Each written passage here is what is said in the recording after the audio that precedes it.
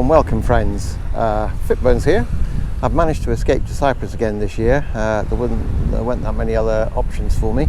Anyway, I've managed to escape here and I'm really pleased. I'm on the far west side of Cyprus on an area called the Achanis Peninsula, and it's a pretty cool place. I think I first came out here about 40 years ago and nothing's changed.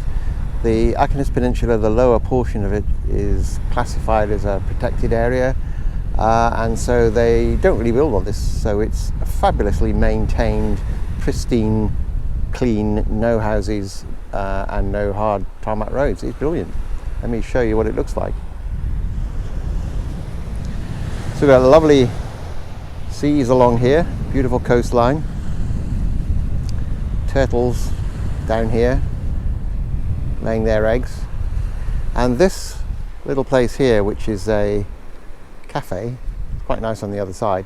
It's a proper hillbilly little place, but again, it hasn't changed in 40 years that I'm aware of. It just remains the same as ever. So we've got fabulous dirt roads, the usual sort of hard rock with sandy surface over the top, makes it a bit slippy in places. And then as you get up into the mountains, you've got cedar woods and forest tracks to go through.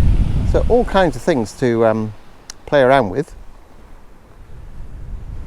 So while I was here, one of the guys who's subscribed to my channel is from Cyprus, and he has an AJP. In fact, he is the only person in Cyprus with an AJP. So we decided we'd meet up here at this cafe, and he'd tell me all about his views on the bike and what he's done with it. So here I am back in Cyprus with my friend here, Antonis. He's got the only AJP in Cyprus, and we're going to have a look and see what upgrades he's made.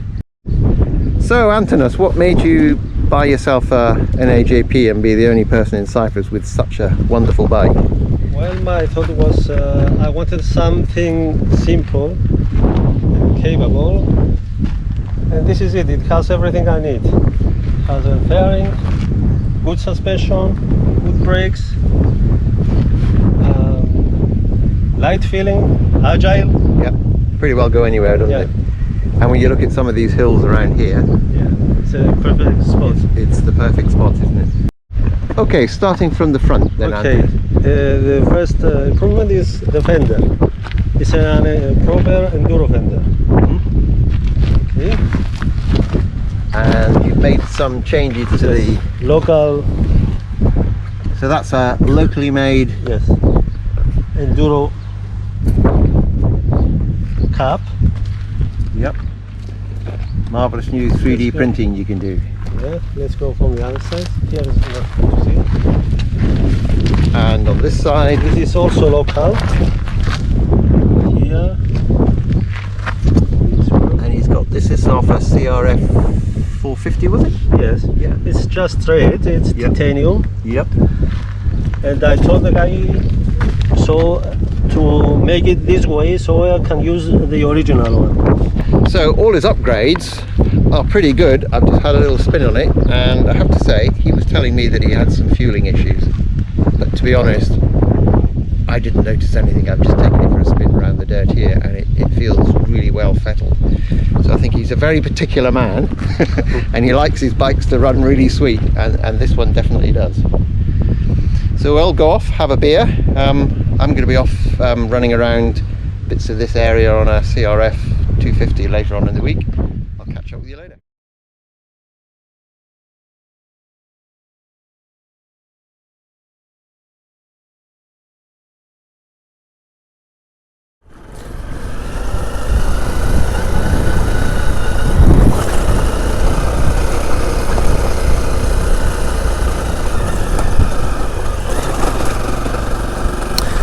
I was thinking, I mentioned earlier that it was about 40 years ago that I was here, and this is my second visit since then, and I was reflecting on that and thinking, actually, when I was here 40 years ago, this wasn't a protected area.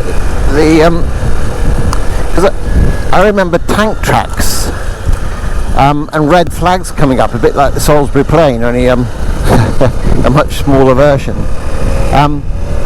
And of course this was the military, the British Army and Navy had this as a shooting range. So you would find tank tracks, and yeah, they'd have artillery training on this area. So you had to kind of time it. I don't know how many days a year they had it, a bunch of days, I'm sure. And also I was thinking, the bike I was on was it was a Yamaha DT175 two-stroke, was it? Can't remember now. Might be a two-stroke. Anyway, yeah, I definitely remember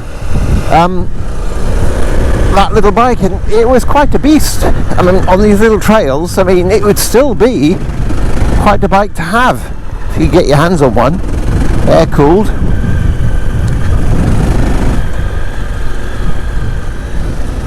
There's a little beach down here somewhere I wanted to go and have a look at.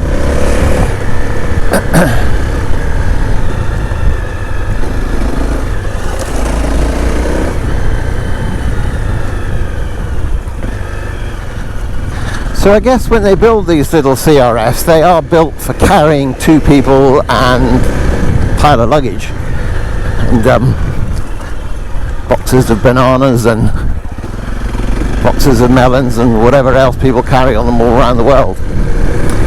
Which is why it's got a steel frame, I suppose, and weight-wise it's about the same weight as my 600 AJP PR7. Which is a bit ridiculous, really, given this is only a 250.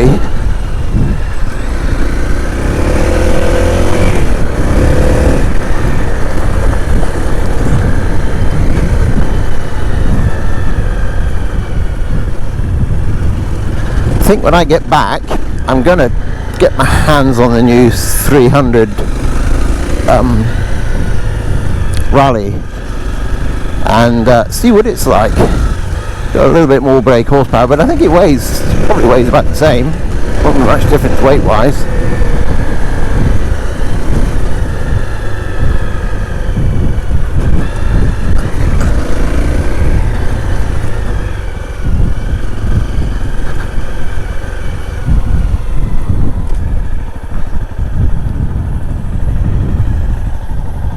Now look at that as a beach.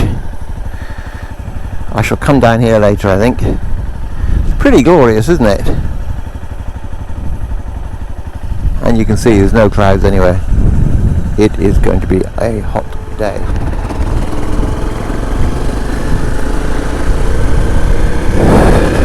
Well, it's 11 o'clock and the heat is really kicking in. I'm sweltering.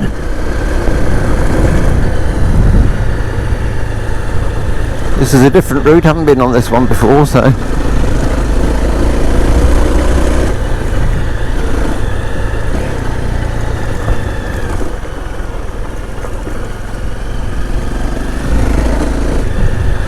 I was mentioning back there how I used to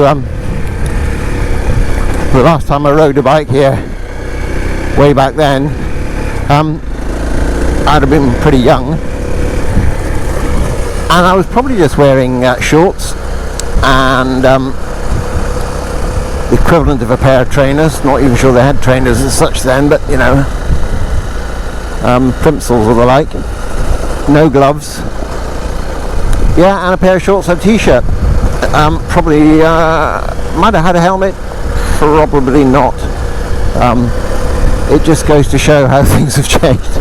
Here I am, fully garbed with boots and armour and gloves and a helmet and you name it.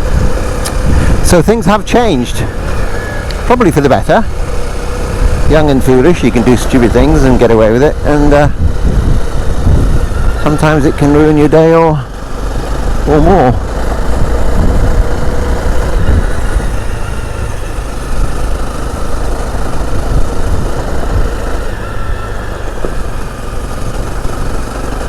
Thinking of that, 50 years ago, I'd have been riding a PSA Starfire, but just so happened on one day I was borrowed my sister's bike, which was a zoomed up 200 two-stroke, and coming home from work, because of course one left school at about 14 and a half in those days, having left home from work, on the way home some idiot opened a car door straight in front of me and wrote off the bike, pretty well nearly wrote off me.